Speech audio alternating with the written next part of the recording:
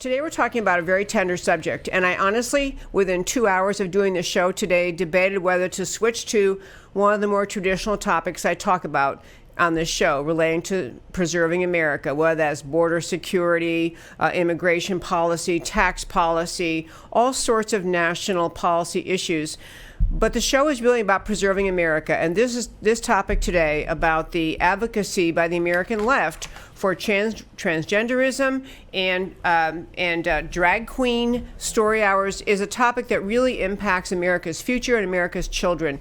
And the focus of the conversation today is mostly about America's children.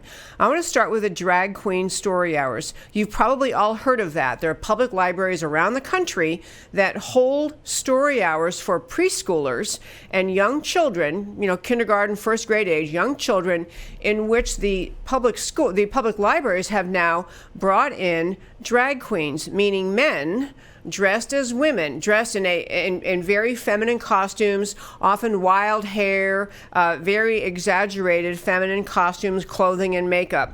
And these these drag queens, read stories to the children, but the entire purpose is to actually have drag queens in front of small children, men dressed and acting as women, reading stories to children, some kind of regular kid stories, and some stories that they read are actual advocacy stories about transgenderism, about drag queens, about just, it's a sexually oriented type of reading.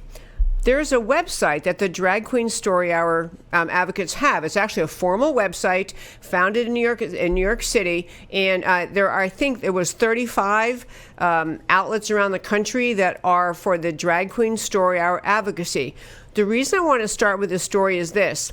On their own website, on Drag Queen Story Hour website, they actually describe what they do. They say it's just what it sounds like. Drag queens read stories to children in libraries, schools, and bookstores.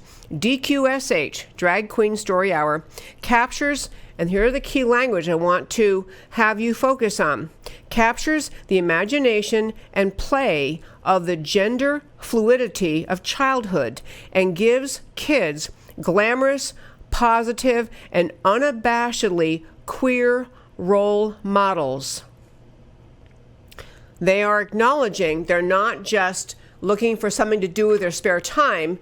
They are advocating for the drag queen lifestyle, men dressing as women, and they're going out to public libraries to speak, to read in front of small children to do this advocacy. That's their website language I just read. In spaces like this, kids are able to see people who defy rigid gender restrictions, and they can imagine a world where people can present as they wish, where dress up is real. So we had a few images from the Drag Queen Story Hours. There was one I sent to my wonderful producer, Matt, who probably has it. It's two drag queens, so it's men dressed as women dancing. They've told some story or read some story to these kids in this public library, and they're doing a little dance around it. It's the hokey pokey, I think. But there they are. This is the kind of thing, and this is in public libraries all over America. And I raise all this to say that the Drag Queen Story Hours is not just to raise awareness. It is very much an advocacy. It's an element of the advocacy of the very left-wing, strident LGBTQ movement in America. Very much a pushing of their lifestyle choices, their behaviors as normal, and trying to convey that to young children, impressionable young children. Yep, this is normal. This is just what people do, and this is a normal thing. They acknowledge it on their website. It's also been interesting. I just read a couple of stories that relate to how these drag queen story hours are received in local communities. As you might imagine, there are some protests. But even when you read in Spokane, Washington, for example, or a story in the New York Times describing the proliferation of drag queen story hours, there is the presentation by the media, which is left-wing media, but the media that is both advocating the open-mindedness of the parents who bring their kids to these drag queen story hours, and by the choice of adjectives, the wording they use, portraying parents who are objecting to drag queen story hours as intolerant, kind of narrow-minded, kind of like knuckle-dragging Bible thumper dummies who can't see the beauty and wonder and greatness of pushing understanding of the drag queen story hours. So my first point today is it is a whole different thing in America for adults to choose to dress however they choose, to change their mind every day, whether they want to dress as a man or a woman. Nobody's stopping them. Nobody's arresting them. No one's doing anything bad to them. It's important to understand that what these drag queen story hours represent is an intentional advocacy on the part of the drag queen story hour movement, and more largely pressed by the LGBTQ advocates, strident advocates, to say, you in America, you're going to agree. We're going to teach your children that this is normal. That a grown man dressing in wildly colored wigs and women's clothing and lavish makeup, that this is just a normal expression. This is just a normal thing, encouraging children to think of themselves as having gender fluidity.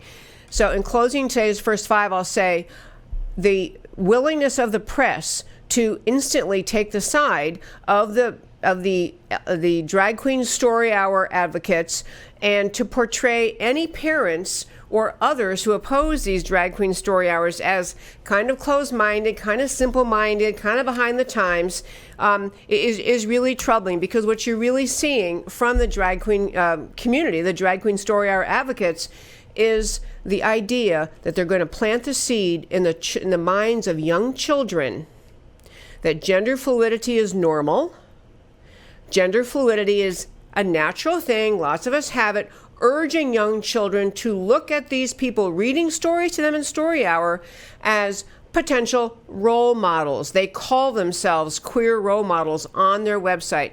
And there's a funny thing with all these issues that are so tender, that are, so difficult to talk about. There's always a stridency from the American left that basically says this: you either agree with everything we present, you agree with everything the drag queen story hour, movement's all about, or you're a hateful, bigoted homophobe, or you're just ignorant, or you're just a knuckle-dragging fool.